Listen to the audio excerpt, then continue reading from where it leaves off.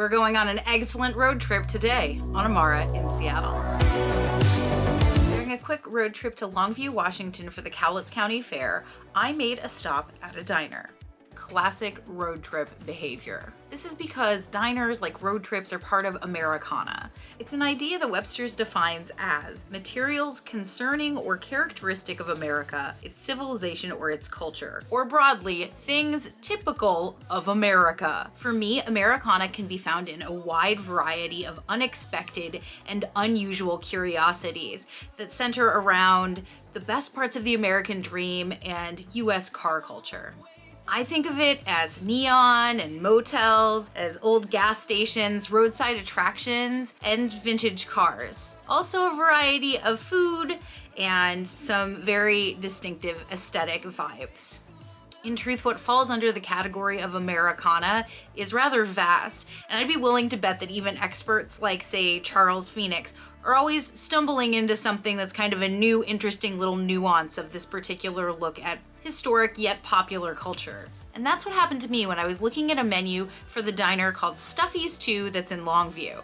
I found a piece of diner lingo I'd never heard of before. The word is kackleberry. You may not think you're familiar with diner lingo, but it's kind of trickled its way into everyday ideas. If you've ever heard a cup of coffee referred to as a cup of mud, or something like, say, we have a place in Seattle called The Muddy Cup, that all kind of derives from diner lingo. It's kind of made its way into everyday American jargon. It is something that is referenced a great deal. You can see it in The Muppets Take Manhattan, it shows up in The Emperor's New Groove, and there's an episode of Gilmore Girls that actually has a fair amount of diner lingo like woven into it. But I had never heard the term kackleberry before.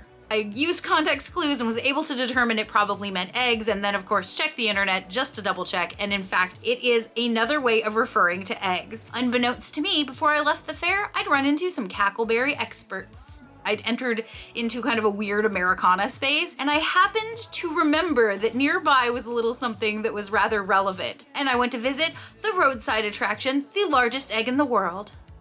And here it is. Now that kackleberry would make one heck of an omelet.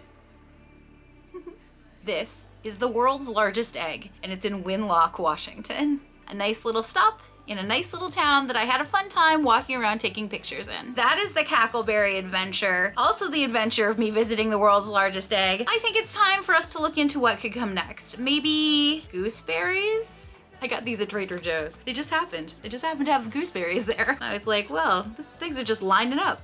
It is tangy, tropical, and sweet. Golden berries, AKA Cape gooseberries. Thanks for joining us, Rockstars. I'm gonna get to eating the rest of these gooseberries. I hope you have a good rest of the day and that your adventures, whether they are road trips, digging into history to find new things, running into a phrase that excites you, brings you to more places where you can connect with the community around you. It's fun for me to get to visit new places in Washington and see parts of things that match me, even in places that are not the same as the place that I come from. I hope you all have a great rest of the day. Yay! See you next week. I'm kind of into them. I'm just saying, like, they're good.